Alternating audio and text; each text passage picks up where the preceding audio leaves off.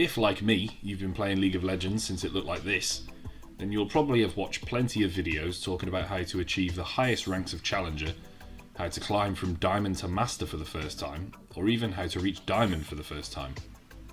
But what about how to reach Gold?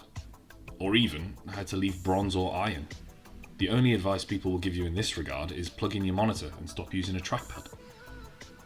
This series of videos will be focused on the 90% of the player base that make up Gold and below. So if you want to pick up the champions that cruise through your elo, or you're looking for a counter to these most oppressive picks, then this video might just be for you. As it is my main role, we will take a look at top lane in this video, and I'll make a separate video for each of the other roles. You can let me know which lane you want next in the comments below.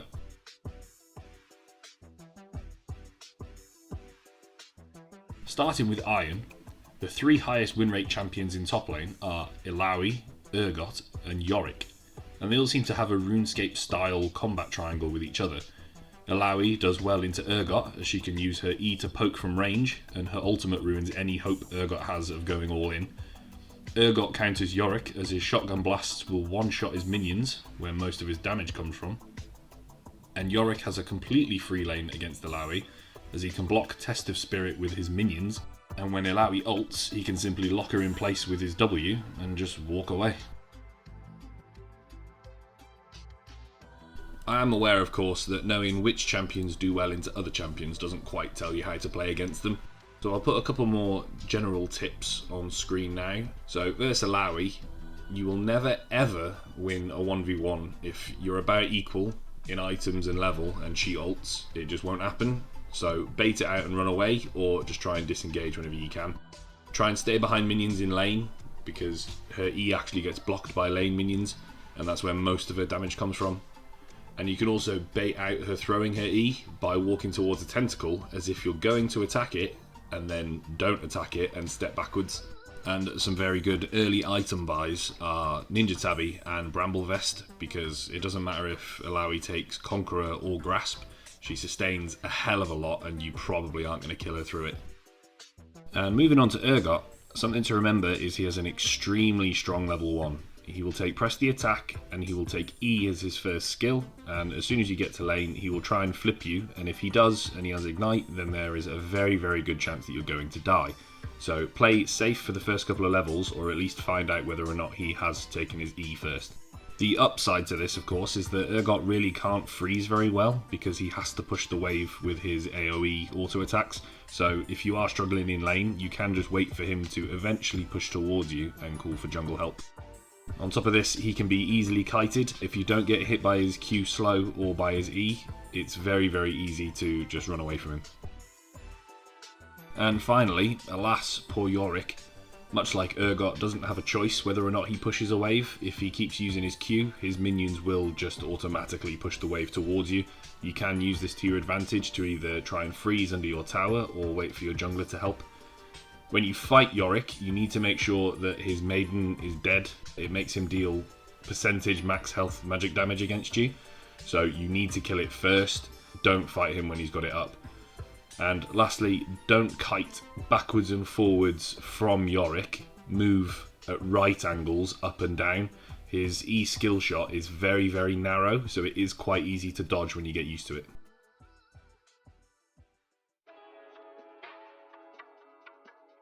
In Bronze, there isn't a huge change, but we can start to see the trend of Garen being an absolute monster in lower divisions. Garen is such a ridiculously good low elo champion that he is the second highest win rate in Bronze, despite losing to both Yorick, who is still number 1, and Urgot, who's number 3. Let me just repeat that for the people at the back. Garen loses to the other two highest win rate champions and is still second highest win rate in Bronze. If you're watching this video and happen to be Bronze, or Silver as we will soon see, then start playing Garen. It is statistically more likely that you'll win your game. I will put some Garen specific tips on screen before we move on to Silver, as there isn't really a great deal else that changes. When Garen's Q is down, he can actually be kited very easily by ranged champions like Kayle, Quinn, Vayne, or even Lucian top if you wanted. Like Urgot and Yorick, if Garen tries to trade with you with his Q then E in a minion wave, then it will naturally push towards you, which lets you farm closer to tower to be safe or to call your jungler for ganks.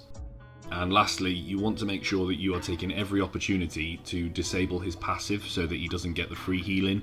If you play something like Teemo or Darius, then it's actually quite easy to do that. You only need to land one ability, and then the damage over time will consistently stop his passive from proccing. The glorious reign of Garen is in full force in Silver Elo, as his simple but effective playstyle really does well against players with very little mechanical skill. Garen's weakness to kiting and range really show in his counter picks of Kayle, Vayne and Quinn. Yorick starts to struggle against high mobility champions like Shen and Aurelia, who can not only dash away out of his W, but also ignore his ghouls with either a quick reset and killing them in one hit, or ignoring their damage altogether. And lastly, Kayle's extremely weak early game allows for stronger scaling picks like Nasus or even Yone to be picked and be given a free lane with time to scale. So everyone knows that Kayle is the undisputed queen of late game, so it is your job to make sure that she spends as much time getting there as possible. So early lane is where you need to make sure that she really works to even stay in XP range or to step up for any last hits.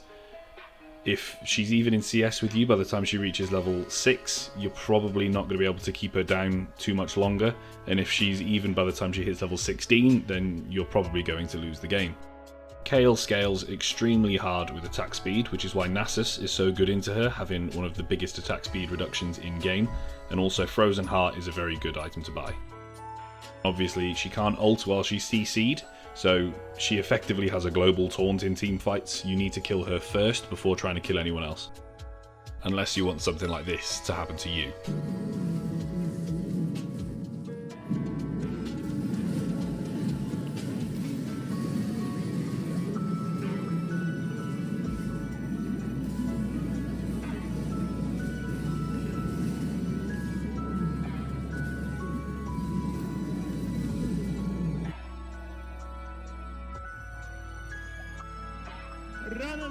As we finally reach gold, we can see how the meta shifts in League to accommodate certain champions and playstyles. With Garen being such a strong pick in low elo, he is seen more and more, and people start to get fed up of it. In gold alone, he was seen in nearly 500,000 games in patch 12.5b. To stop themselves getting wrecked by this one champion, people start playing his counters, such as Quinn and Kayle, which in turn leads to rock solid picks like Malphite being played at a higher rate than normal, as he does very well into Kayle and Quinn. This is a good example of meta shift and how to predict it or take advantage of certain champions being OP. If you know how to counter them, but also their counters, then you should be all good until there's another shift in the meta. So lastly, moving on to Tips versus Quinn. She's the last person in this video. I think my playstyle against Quinn is to usually play Malphite with Ignite and Arcane Comet top, and just walk up and Q with Corrupting Pot, and keep doing that until she's low health and has to take a recall, and then use that time to farm. This works for me. I think personally Quinn is the easiest lane of everybody on this video. The only thing you need to be really aware of is once she gets level 6, to make sure that you're calling whenever she's missing at any time she's not on your screen, just because your team will forfeit the game if she keeps running into their lanes and killing them on repeat.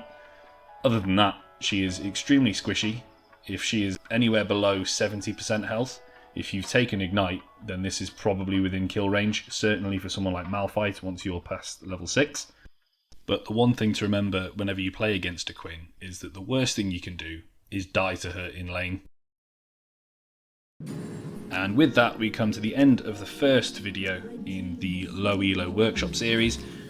Just a quick note that all of the information pulled from this video was from u.gg, where you can find all of the stats and information for yourself. The new patch 12.6 did come out a couple of days ago. The number of games that are currently being played is not enough to really make any solid conclusions about win rates and things like that, so this video is basically for 12.5b, and next time I do this kind of video for top lane, I will just have to update it for the newest patch. And that is it from me, so thank you very much for watching, and if you have any suggestions for what to do for the mid, jungle, bot and support videos, then please feel free to comment it below.